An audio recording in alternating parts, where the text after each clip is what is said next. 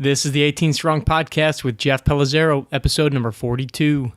Welcome to the 18 Strong Podcast, where you get direct access to the world's greatest experts on training harder, practicing smarter, and playing better golf. Now, here's your host, Jeff Pellizzaro.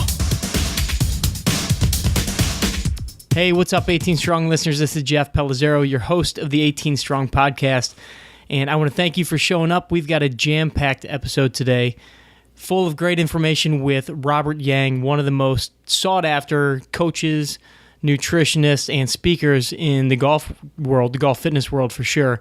And I get to pick Robert's brain. I could have had him on the line for 2 hours talking about nutrition, power, strength training, Olympic training, but we decided to stick a little bit more on the nutrition side. I know there's a lot of questions about nutrition and how you can optimize your performance, and just some general topics that I think questions need to be answered. So who better to answer some of those for us than Robert Yang? What's great about Robert is whether you're a fitness trainer, which I know we have a lot listening, or fitness professional, golf professional, or you're just somebody who has no knowledge of chemistry, physiology, anatomy, anything like that. Robert goes into very great detail on some of these different topics, but also breaks it down so anybody can understand. You don't have to have a degree in one of those sciences in order to understand what he's talking about and how this really affects you, your lifestyle, your game, and all that stuff. So I don't want to take up much of your time. We're going to talk about several different topics. Hydration.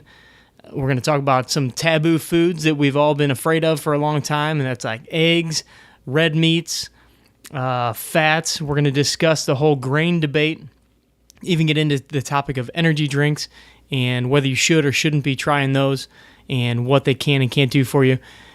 So like I said, I want to jump right into this episode for you guys. We've got a ton of information, so sit back, relax, and enjoy. If you want any more information on 18 Strong, just head on over to 18strong.com. We've got tons of podcast episodes, some articles over there for you to really get you started on the right path to making your golf game that much stronger so you can train hard, practice smart, and play better golf. I'll catch you guys on the other side. All right, everybody, welcome to the 18 Strong Podcast, and we've got a very special guest today, Robert Yang. Robert is a specialist in the world of nutrition supplementation, strength and conditioning, corrective exercise, lifestyle coaching. He is an advisory board member for TPI and the National Pitching Association. But Robert, I know you, and I know a lot of the professionals in the golf fitness world know you as the nutrition guy, not only just for your presentations and things, but also talking to your buddies like Jason Glass and Lance Gill and Don Saladino. I mean, you're the guy that lives this nutrition stuff, and I love seeing that in a fitness professional. And then also you're known as kind of the power guy, the Olympic lifting guy. So if you could, first of all, welcome to the show and thanks for coming on. Hey, thanks, Jeff, for having me on. Appreciate it. You bet. And if you could give us a little bit of background first. Just where you are, where you're coming from, how you got into the whole golf fitness game and nutrition, and then we'll kind of go from there. Sure. Well, currently I'm located in San Diego, in Encinitas, California. I'm probably about 15, 20 minutes just south of where actually TPI is in Oceanside.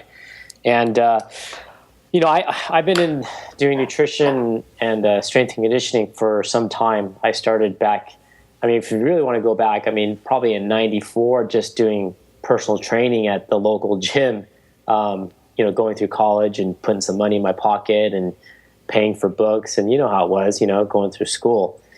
And so after school, it just evolved. And so I ended up getting my license to be a nutritionist.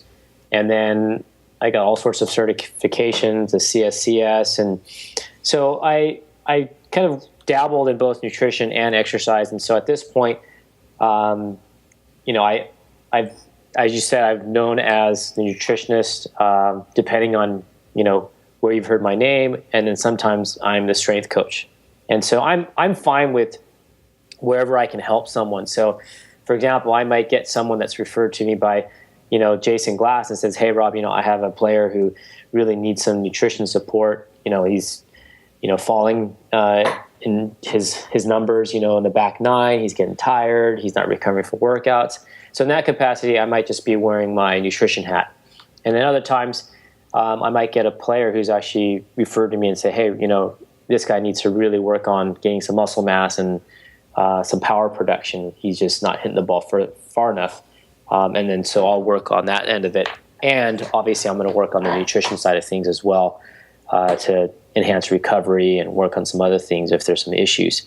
And I got involved with TPI back in 2004. And so at that time, they had just formed, I think maybe late 2003.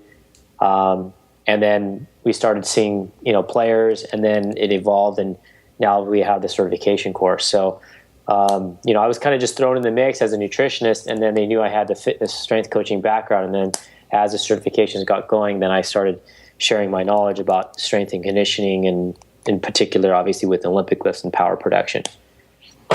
Cool. And I got to see you speak at the World Golf Fitness Summit, and you were up there with Jason Zubak, I believe, and Al Vermeil. Yeah. Legendary strength coach who, worked with the Bulls and who else? The 49ers, and he worked with the White Sox as well, maybe?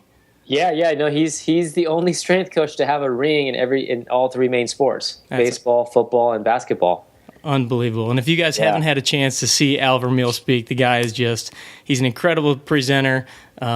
He is, I don't know how old he is, in his 70s, I believe, and is just full of energy, always looking to learn more about strength and conditioning. He's just an unbelievable guy. So I bet that was a pretty cool weekend getting to share the stage with him.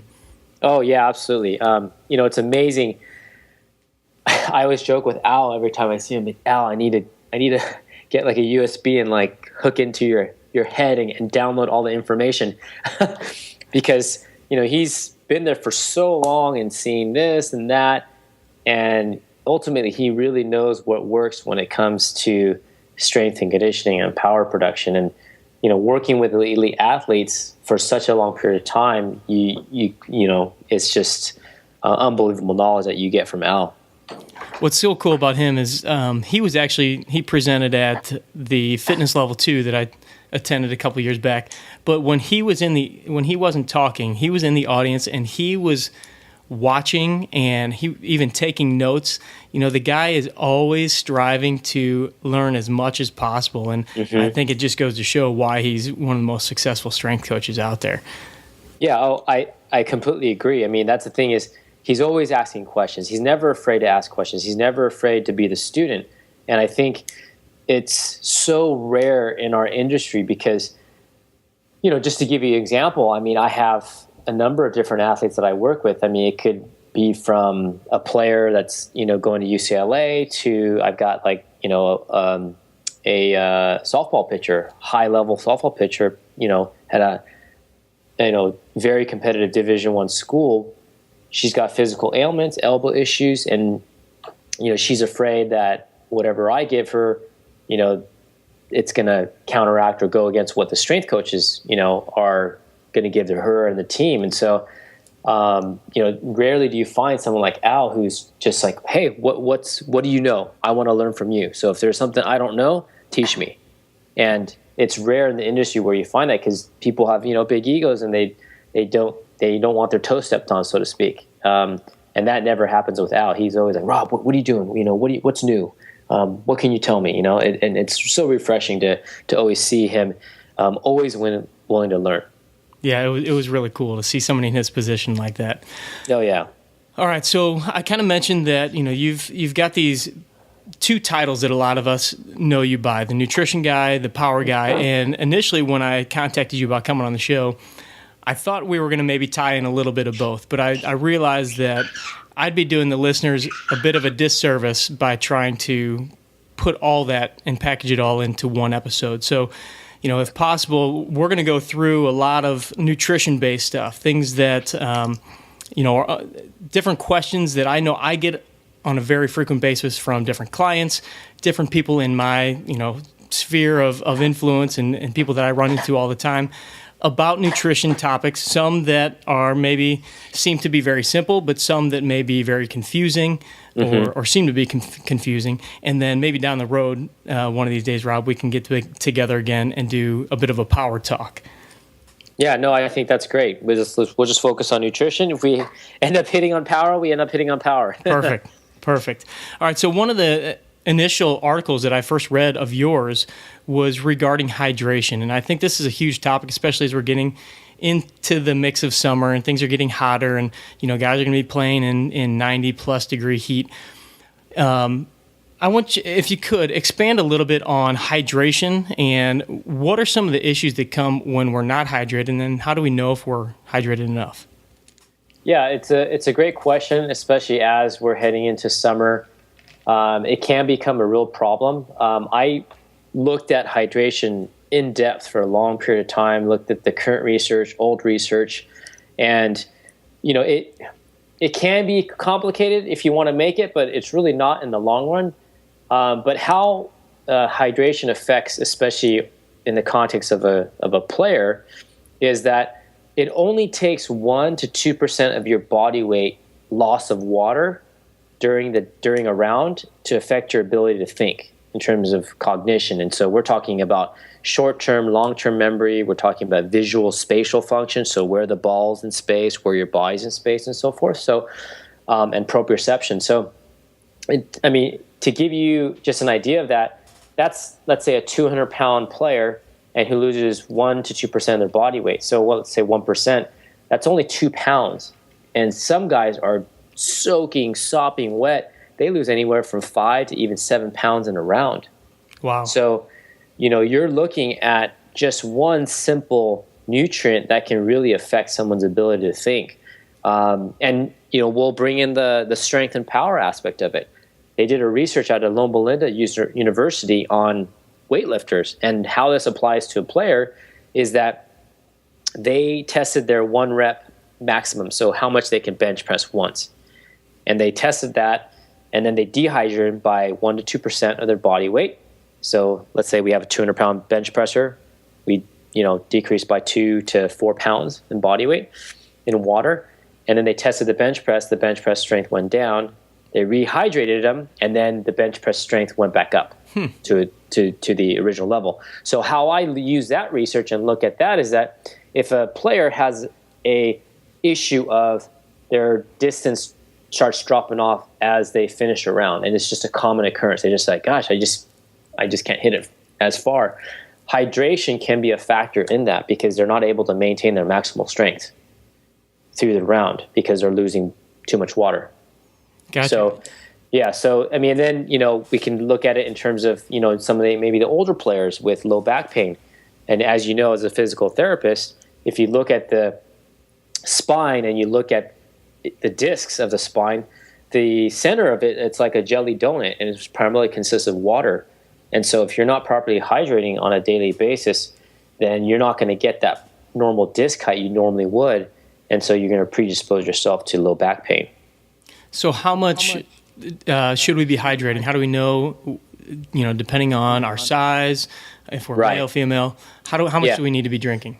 So I would say the gold standard I use is going to be half your body weight in ounces. So if you use a 200-pound male, you're going to be drinking 100 ounces throughout the day. Not during a round, but during the day. So the way that I try to break it up is about 25% of it should be consumed in the morning or so. So again, if we use a 200-pound player, total consumption for the day is 100 ounces. So about 25 ounces will be consumed first thing in the morning. So anywhere from 2 to 3 cups. And then during a round is where I would like to see them consume about 50% of their total intake for the day. So they should walk around in their bag with 50 ounces basically, or 2 24-ounce water bottles as they're walking around the course, and that should be finished within a round of golf. Okay. Now, let's say we go the other extreme. So, the temperatures are increasing. If someone has an issue with cramping or they are getting fatigued because it is so hot, then what someone can do is they can weigh themselves before round and then weigh themselves after. And so for every pound that they lose, they should be drinking an additional 16 ounces of water. So weigh yourself beforehand. Correct. Weigh yourself afterwards, and maybe try this a couple of times, depending on, so you get a better idea, and then that way you can prepare. And should they just be drinking water, or let's talk a little bit about the sports drinks and ways that they can replenish and stay hydrated. Yeah, I'm not completely against sports drinks, but what I find is that most people, if they need a sports drink because they're somewhat dehydrated and they're starting to notice some ill effects, then most likely they didn't hydrate properly either the day before or during that day. But you don't absolutely need a lot of the sports drinks for the game of golf in particular. What you do need, though, is you do need salt. So, yes, you do want to increase your water intake to about 100 ounces a day, but you want to add what I really like to recommend is Celtic sea salt. So it's spelled exactly like the Boston Celtics, but they pronounce it Celtic sea salt. And the reason why I choose that salt, and it could be a Himalayan salt, it can be some kind of unrefined sea salt. But if you look at the salt, it looks gray. It looks almost like it's dirty salt. And they've tested it, they've analyzed it, and it has over 80 trace minerals. So you're not getting just sodium chloride like you would at a restaurant and you're putting white salt on your baked potato or your steak. With this salt, you're getting over 80 trace minerals. So you're getting salt that you're losing in your sweat, but you're also getting the other trace minerals. And so you do need to replace a salt. And if someone doesn't have it and they're cramping on the course, literally, you should just be taking salt tablets or regular salt and just put it in your mouth. Really? That helps a tremendous amount with salt. Somewhere down the line, I don't know, maybe 25, 30 years ago, people said, oh, you shouldn't be doing salt tablets. That's dangerous. You shouldn't do it. But, if you just lick your sweat, it's salty. Right. So you're losing a tremendous amount of salt. And when we're talking about electrolytes, approximately 97% of the electrolytes are sodium chloride. So you do need a fair bit of salt, especially during this time when it's hot, humid. You get a lot of players that are sweating a lot. So how much do you put in a water bottle? Let's say you're going to drink that 50 ounces throughout the course of a round. Yeah. How much of that Celtic sea salt do you put in there? Literally, it's with 50 ounces. A rule of thumb is for every liter, you use just a small pinch of salt. Okay, so it probably doesn't taste salty, I wouldn't imagine. Oh, no, not at all. So, my youngest son, actually just a couple of days ago, he put a bunch of salt in his water before he's going to the skate park. I'm like, buddy, let's taste that. He goes, oh, it's kind of salty. I go, buddy, way too much salt. About 10 times too much. So, if it tastes anything remotely like, ocean water, you put way too much. So it's just one small pinch, whatever you can hold between two fingers, put in the water, and then there you go. There's your electrolytes. Gotcha. All right, I want to dive into a couple other topics, very food-related stuff, some things that individuals listening to the podcast may not have read about, heard about, or maybe a little confused about. And one of those, as I was kind of going through your website, you've got a great page, and your website is robertyang.net, correct? Correct. Okay, so you guys can go there, and Robert's got some great articles on there. He's got his blog on there. But this one's called Taboo Foods, and there were 3 foods in particular that we've heard about in the news, we read about, and hopefully you can kind of shed a little light on these for us. The first one is eggs. The second one is red meats. And the third is full-fat food. So if you could kind of dive into eggs for us. Sure. Eggs are an interesting food because for many years we were told don't eat eggs, and then years later they're no, you can't eat eggs, and then don't eat eggs. And really what it comes down to is it's ultimately the cholesterol and the saturated fat of what most doctors and other nutritionists are concerned with. And it's there's a couple factors involved. One is, and we're always talking about quality of foods. There's an old saying, you can't make chicken salad out of chicken shit. Excuse my French, but it's true. And so if you're getting some type of animal product, whether we talk about eggs or chicken or red meat, it depends what the animals ate. It's going to determine what fats are actually for food. So whatever the chicken ate, that's what's going to show up in the actual egg yolk. And the way that they classify, not to get too scientific with classifications of fatty acids, but what they do is whatever fat is the majority, so the majority rules, so to speak, whatever fat's the most in an egg yolk, then they classify it as saturated fat. So they say egg yolks are mostly saturated fat. That's true, but if you do get an egg that is, for example, free range and it's eating insects and bugs and grass and eating what it should, then you actually get a decent amount of omega-3s and omega-6 fatty acids, which are considered essential fatty acids, meaning that we need to eat them from our diet to obtain them. Our body can't physically make them, but animals do make them. So that's why it's so advantageous to eat some of these animal sources, because they get and they make these special omega-3 fatty acids, omega-6 fatty acids that are essential to our body. And so an egg yolk is not just omega-3s and omega-6s. It's some saturated fat, it's some cholesterol, it's some omega-3s, it's some omega-6s, and what most people don't know is it actually has what we classify as oleic acid. And oleic acid is the same fatty acid that's found in olive oil. And if you do any research, a lot of people are not drinking, but cooking and using olive oil in salads because it's been known to have a heart health effect. And so you do have an array of fatty acids, and even let's say if it was 100% saturated fats in an egg yolk, you do need some saturated fats because there are some value to some saturated fats in your diet. And so I'm completely fine with a player eating 2, 3, 4 eggs in the morning and completely heart healthy. And obviously, the better quality of the egg, the better it's going to be for you. And so what about the concern of the cholesterol? Because I know that's always been a big argument is, eggs are going to raise your cholesterol, and then that's going to possibly lead to heart disease. Right. And that's always the concern of many, which is understandable because that's all that's been, basically repeated by doctors, repeated by pharmaceutical companies, repeated by our grandpa. So it's been there for so many different years. And the way that I try to explain it to someone who's somewhat on the fence is that cholesterol, yes, can be an issue. So you can't eat too much cholesterol. You can drink too much water and you can die from it. Anything can be too toxic depending on the dosage. And with cholesterol,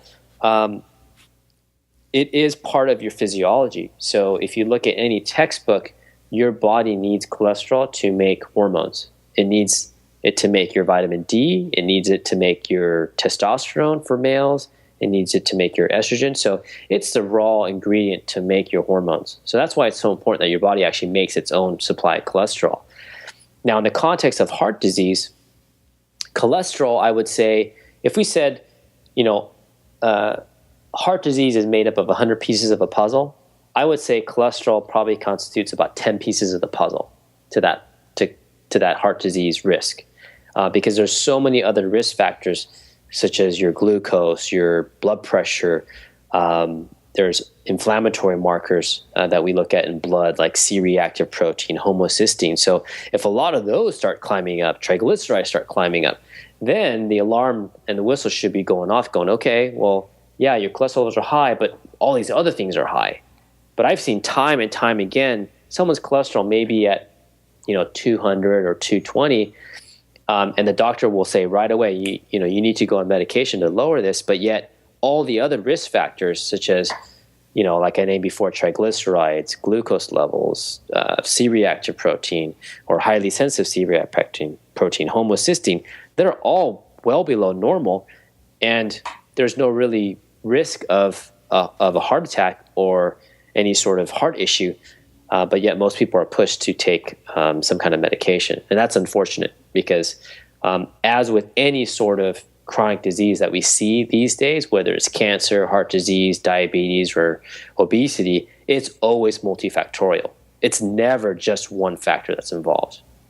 Yeah, I think we've learned and we've read and we've heard so much the scare of cholesterol that we put so much emphasis on that. And it is a shame that just that one piece then all of a sudden is a ticket to some sort of medication, rather than many times looking at other nutritional factors and different pieces of the diet that could all kind of tie in and bring that down or bring down correct. some of the other factors as well.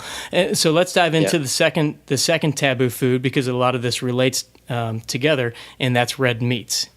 Yep. So red meat, it's similar on the same lines of the organic egg or free-range egg I was talking about before.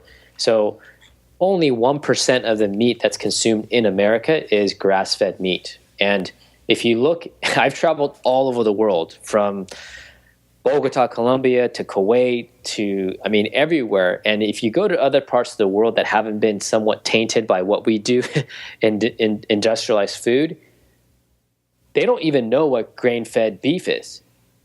So I'm like, is this grass-fed beef? They're like, well, what are you talking about? What else would it be? What else would it be? They only eat grass. And then they're just so puzzled, like, what? You guys feed your cows corn and soy and grain? And I'm like, yeah, we do. And so that's what cows are supposed to be eating, is grass-fed meat. And again, whatever the animal ate is going to come out in the meat. So if you give a cow lots of corn, lots of grain, they get very sick, and then it changes the whole fatty acid profile. So with grass-fed meat, you actually get the omega-3s and omega-6s that I referred to earlier that you do get in free-range organic eggs if the animal's been eating grass.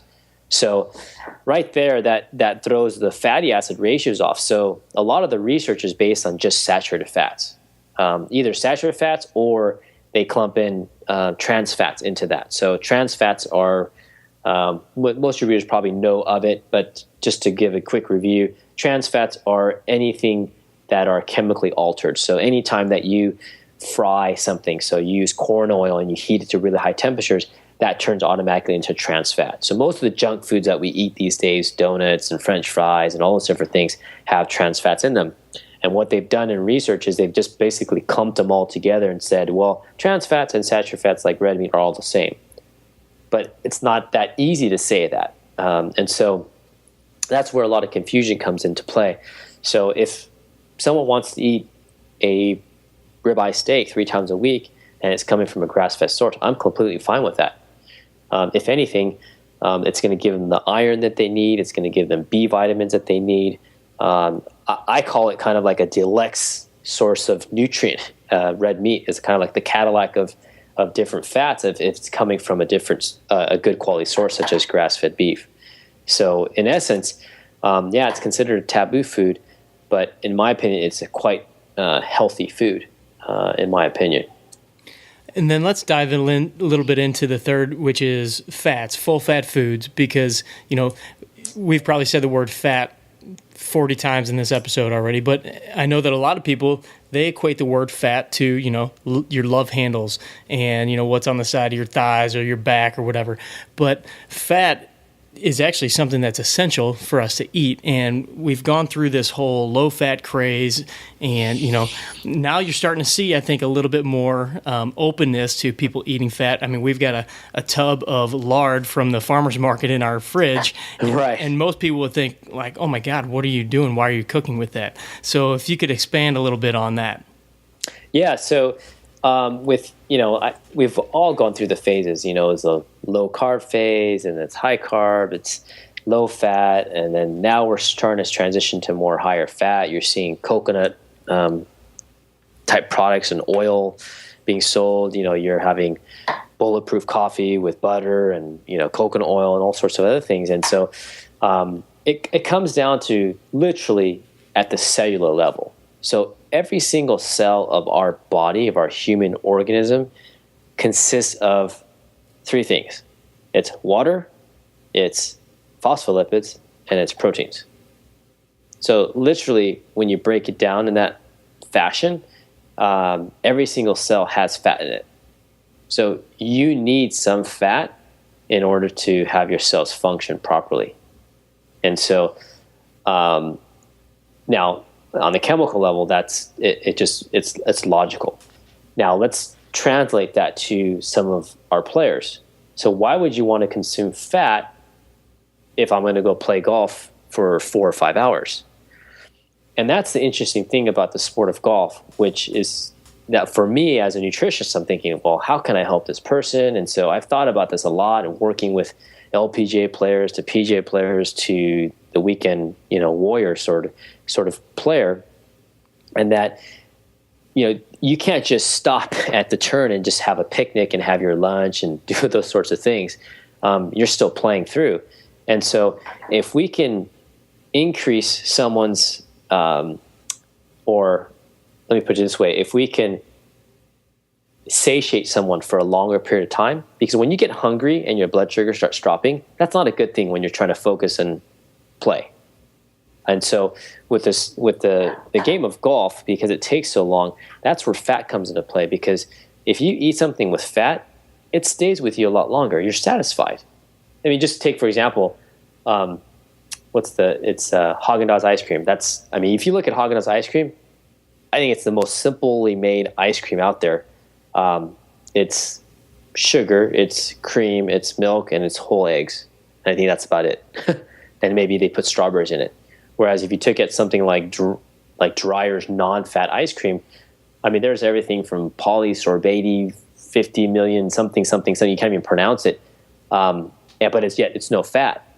But you give anybody that taste test, they're going to love Haagen-Dazs, and they're going to feel satisfied with Haagen-Dazs rather than a non-fat ice cream. So my point is that fat satiates someone, which also stabilizes someone's blood sugar, which is really, really key for any player. It's to stabilize their blood sugar and also to keep them satisfied when they're playing.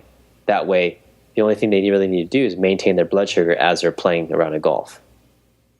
Now, I can imagine some of the people listening are thinking, okay, well, that's great. I maintain my energy levels, but I need to lose weight, Robert. What about eating all this fat? But I need to lean up, and I need to lower my body fat percentage.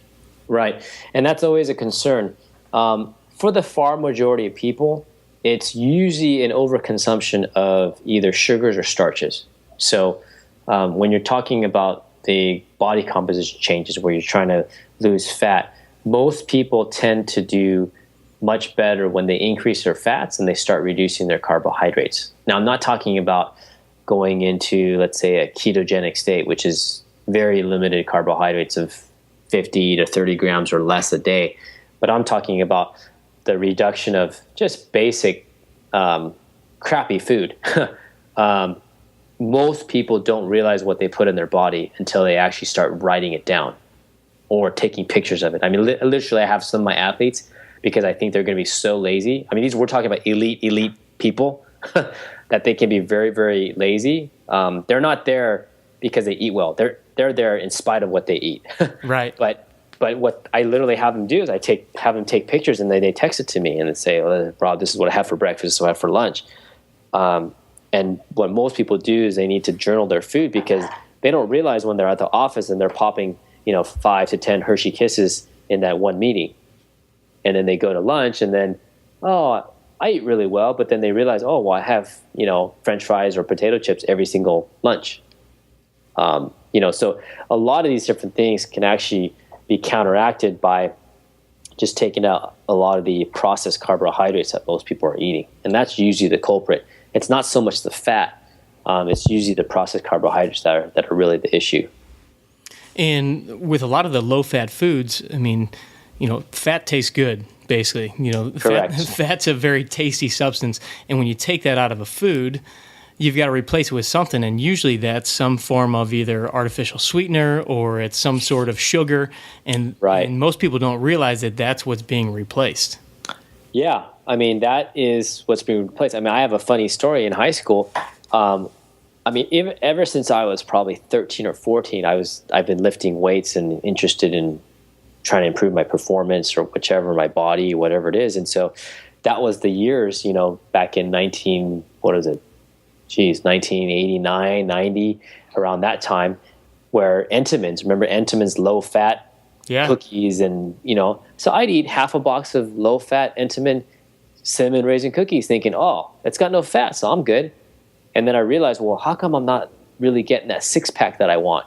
I got a 4-pack, but I can't get the 6-pack. And so like you said, when they take all the fat out, what they do is they add extra amount of sugar or fillers or whatever else to give you that mouthfeel texture that you want out of a cookie. But it goes back to looking at the other types of foods and saying, okay, well, do you have enough proteins and fats and veggies and just whole foods that you're eating? And usually there's a culprit there. For some people, it's not those snacky types of food. It's not chocolate. It could be their 3-4 glasses of wine a night, because for them, they say that I should have a moderate amount of alcohol. And so they justify 3 to 4 glasses of wine a night. Well, that's a great way to put on a lot of body fat, disrupt your sleep, and disrupt your hormones. Yeah.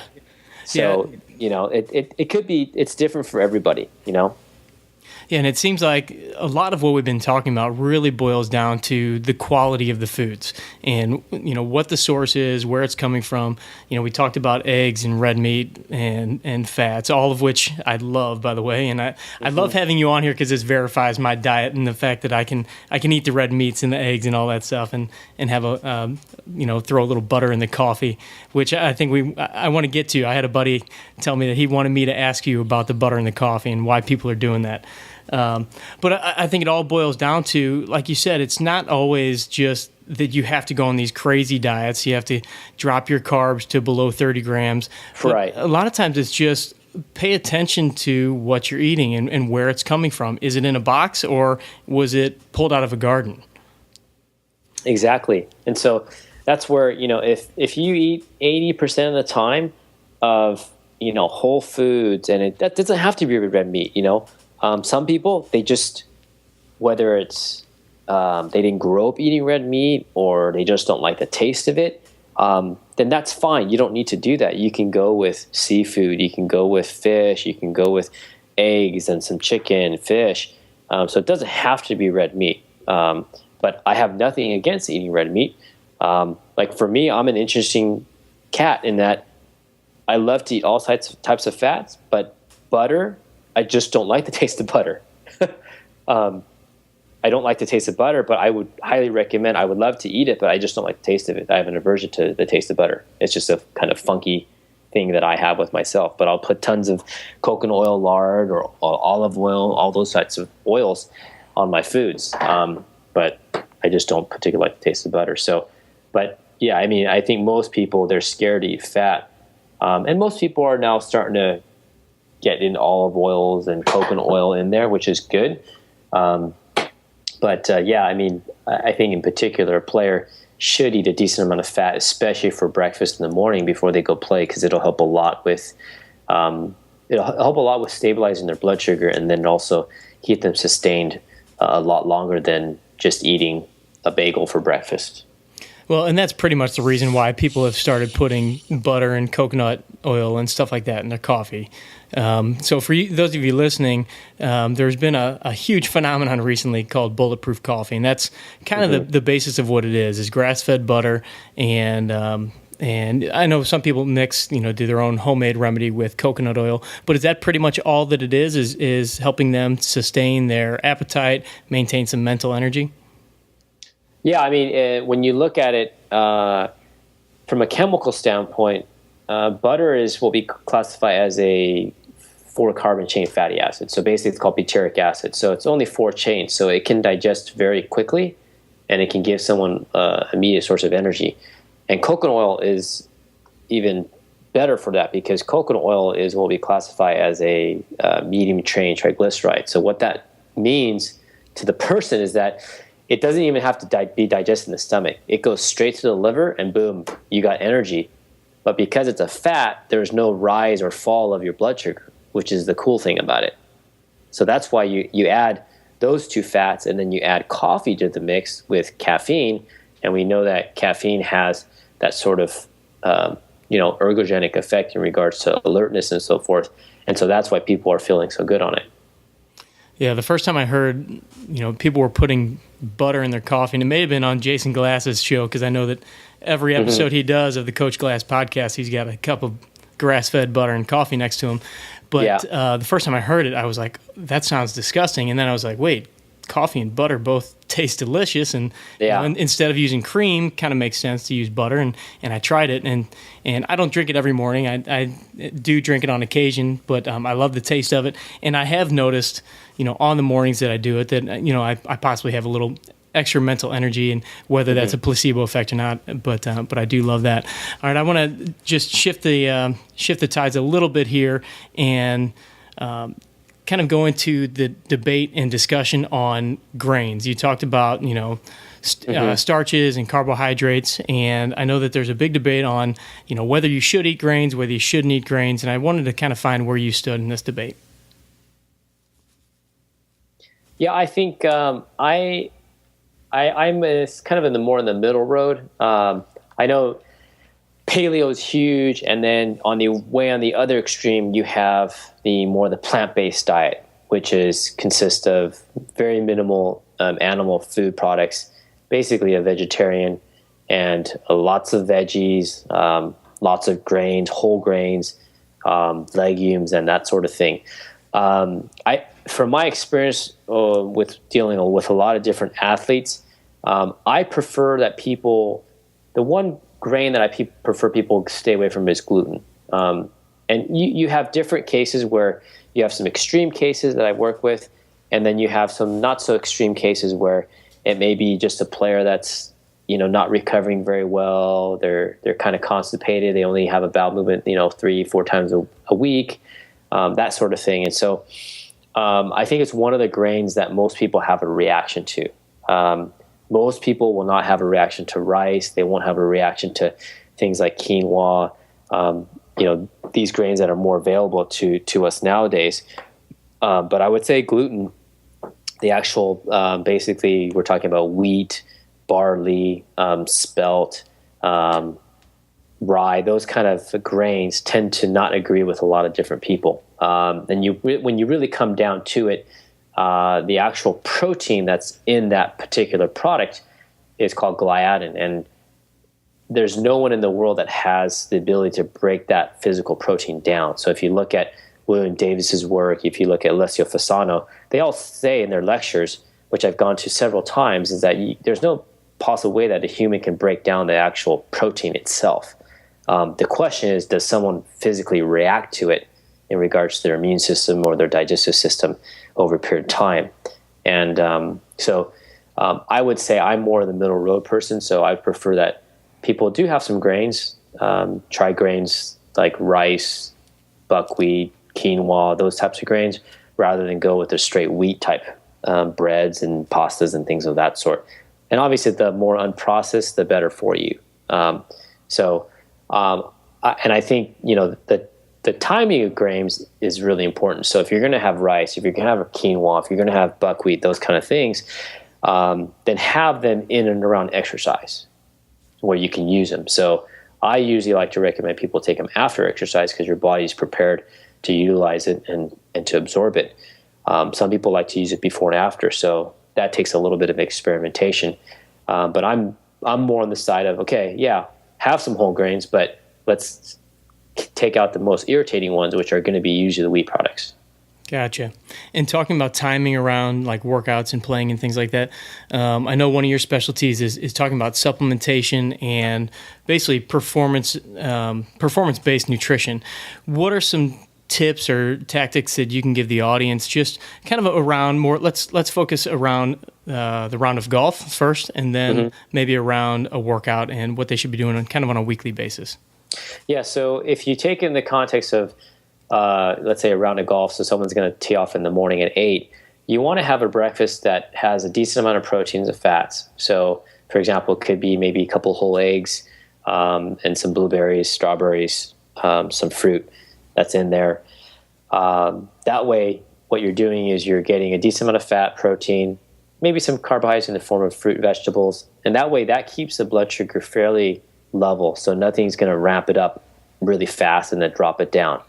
The classic mistake that a lot of players make is they just eat a big bowl of cereal and then they're out the door and they go play.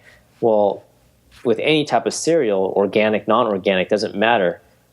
Once you chew that cereal up, it's so crunchy and it's so puffed up and heated that it literally digests faster than sugar. So you're going to get a rapid rise in blood sugar, and then you're going to get a fall, and either you're going to fall asleep on the third, fourth hole, or you're just going to feel like you have no energy, or you're going to feel ravenous, like you feel like you haven't eaten any food, and then you're probably going to overeat on something on the course. So those are things that you want to try to avoid. And then, you play during a round, have a few snacks to maintain the blood sugar, nuts and seeds, trail mix, that kind of stuff works. Beef jerky is really one I like to recommend for players. And then after a round, you haven't run a half marathon or anything, but you have depleted your body to a certain extent. So at that period of time, that's when you would probably want to have some starches. So if you're going to have lunch at the club, then have a baked potato with your chicken and your vegetables or your salad, or have some rice with your steak and your vegetables. That would be the opportune time to have those types of starches. And then if you're talking about gym time, so you're going to go to the gym and have a workout for 45 minutes to 60 minutes, then that's the opportune time where you would have, again, some type of rice or potatoes, something fast digesting after the workout, because the faster that you get the carbohydrates into your system, the faster it's going to absorb into your muscles and help you recover and not be so sore after an exercise session. Perfect.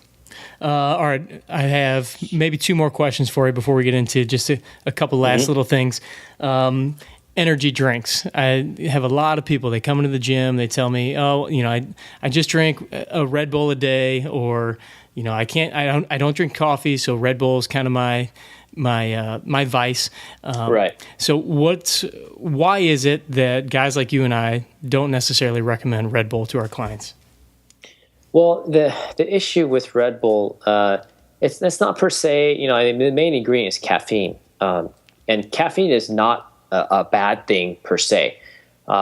If you're thriving on it, that's not such a big issue. But if you're surviving on it, that's a problem.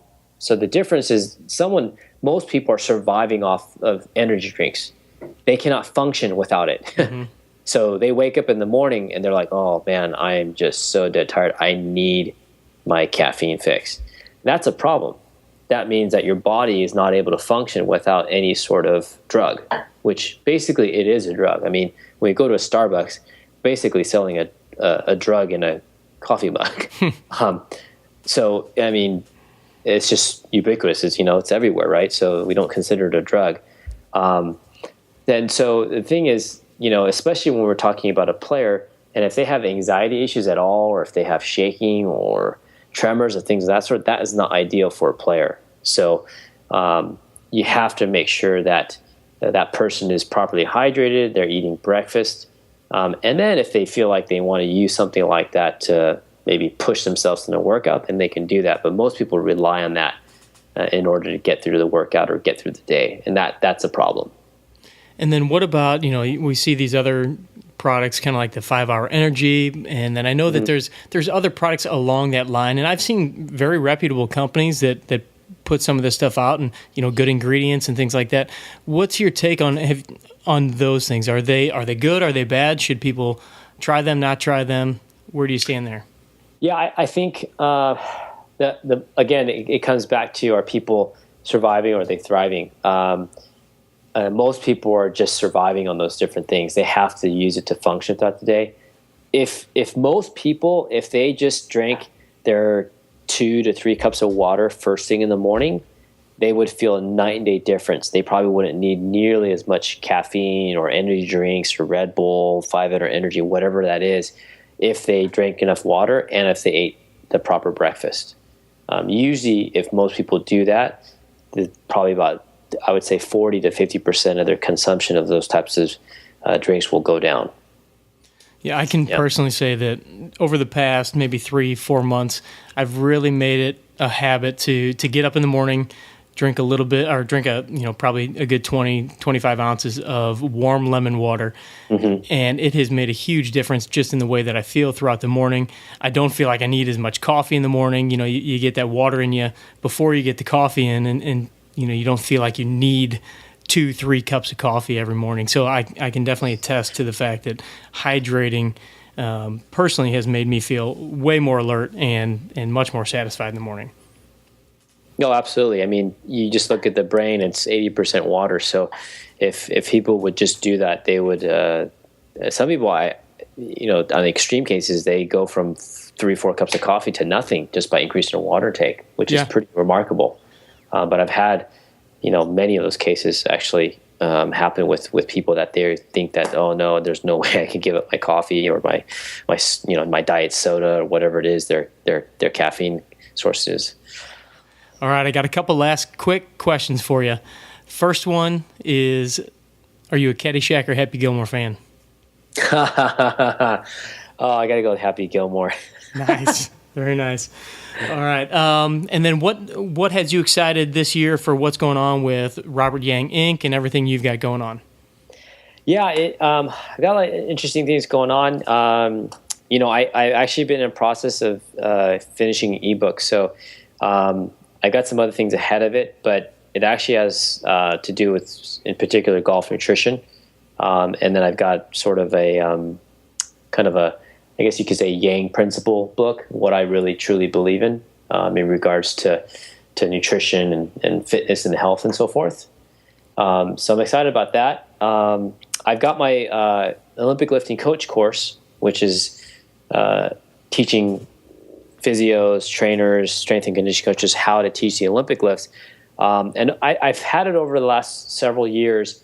And what I'm doing now is I'm actually changing the format, because one of the biggest problems that I know I come across, and a lot of my students have voiced their opinions to me, is that, it's great and if you can do a power snatch or if you can do a power clean, but what if you can't get in a front squat rack position? Mm-hmm. You can't even hold the bar properly.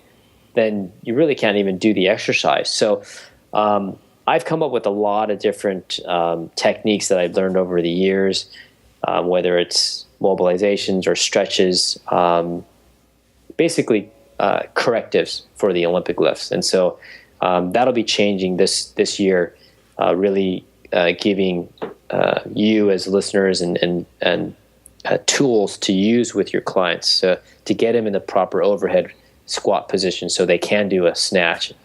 Because if they can't get the proper positioning, then they're not going to be able to benefit from doing a power exercise. If anything, it may be a detriment. They might get injured. And you're seeing that a lot these days since the Olympic lifts have become very popular. And so it's one of the things that I'm really excited about to start sharing with people.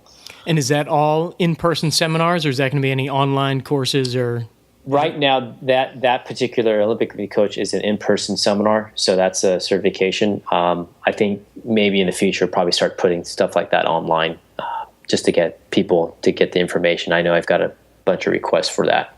Awesome. Yeah. And so we'll definitely keep an eye out for your books and everything. That's very exciting. I've got a book in the work as well, so we may have to collaborate and figure out what the best process is to get these things up and running and out, and share some ideas with each other. Yeah. And then another question, speaking of books, do you have any kind of a good resource or maybe a great book that people could go to and find to talk about or to learn a little bit more about some of the stuff that we talked about today? Any recommended resources? Yeah, I mean, there's quite a few. If you really want the science of basically fatty acids, then you should definitely get the book Know Your Fats by Mary Enig, and that's Enig. I call her the fat lady. She's not fat. She's actually very, very thin. But she's the researcher who really blew the whistle on the government and everybody about trans fatty acids and getting that to be well known, to be a problem in our food supply. But there's a lot of myths and fallacies that she goes over in her books, which is really good on fatty acids. Another book that's actually really good for just giving you ideas of why proteins are so important for an athlete and just in general, and that's amino acids for athletes. It's by Dr. Mauro Di Pasquale, and he's a very intelligent man. And it's an older book written in the mid-'90s, but I think it's got over 2,000 references. So that's a good book to have on your shelf if you're really in the science part of it. But I would say those two books give you a lot. A more layperson's book on hydration would be Your Body's Many Cries for Waters. That's a really just simple book to read. It gives you everything from dealing with ulcers to low back pain to joint pain. Pretty cool little book there. Awesome. Yeah. And any last pieces of advice for the audience before we let you go? I would say just go with the basics. There's always that food pyramid, or now we get the food plate. My food pyramid, bottom tier, is hydration. Get that half your body ounces of water a day. Eat whole foods, whether it's organic, some eggs, organic vegetables, gluten-free oatmeal in the morning, just something that's whole food, unprocessed, and then if you have to, use some supplements, but try to just get some good food in you, and then just eat regularly, and you'll notice a massive difference. It doesn't take much to start noticing there's some differences. Excellent. Great advice. All right, Robert, I want to really thank you for your time today, for coming on the show, and I'll have everything listed up in the show notes page, so they'll be able to find you, they'll be able to find your Twitter, your Facebook. When you get your books up and ready to roll, let me know, and I'll put all that stuff on the show notes page as well, so they have access to that. And once again, just want to thank you for coming on. Hey, thanks a lot. Appreciate it, Jeff. You bet. Well, there you have it, everybody. Tons of great information from Robert Yang. And I think what it really boils down to is, yes, you can eat more eggs, you can eat more red meat, you can eat many more fats. In fact, all this stuff is very good for your diet if mixed in properly. But as Robert talked about and stressed, and I know that he lives this like many people don't, it's the quality of the food that you're putting in your body that's really going to make the biggest difference. And if you just kind of check your pantry, check your cupboard, and look and see what you have in there, what's in a box, what's in a bag, that's the stuff that has been processed, has been shuffled around through a plant. You don't know exactly what the ingredients are. You read the back of the box and you look at all the different chemicals and labels. That's the stuff that scares me, and that we've really made a huge effort to get rid of a lot of that stuff in our household. But when you start getting rid of that stuff, you also start to just see differences in the way that you feel, the way your body looks, and whatever your goal may be, whether that's fat loss, whether that's performance, I would stress to you that making these changes can definitely push you in the right direction, rather than looking for shortcuts and going with the low-fat foods and the high-fiber cereals and all that stuff. Switch over more to the whole foods, good meats, great veggies, tons and tons of veggies, some good fruits. I think sometimes we get mixed up with the idea that fruits and veggies, we've always kind of paired those two together, that fruits and veggies are kind of lumped in the same section, but lean much more towards the veggie side than the fruits. The fruits are a little bit packed with sugar, and yes, they can be good. Yes, they have a lot of antioxidants, but don't think that because you're eating your fruits that takes care of your veggies. A little soapbox there for you guys. So once again, I want to thank you guys for coming to the 18 Strong podcast and using this platform as one of your guides to resources and information on golf, fitness, nutrition, all that stuff. If there's anything I can do for you regarding suggestions you might have for the show, guests you might want to see on here, or questions that you have regarding any of the golf fitness stuff, please let me know. You can reach out on Twitter, Facebook, find us on those platforms at 18 Strong, or send me an email, jeff@18strong.com, and I'll get back to you, hopefully get an answer to you, and try to make this show as great as possible so you can continue on your journey of making your golf 18 Strong. As always, train hard, practice smart, and play better golf.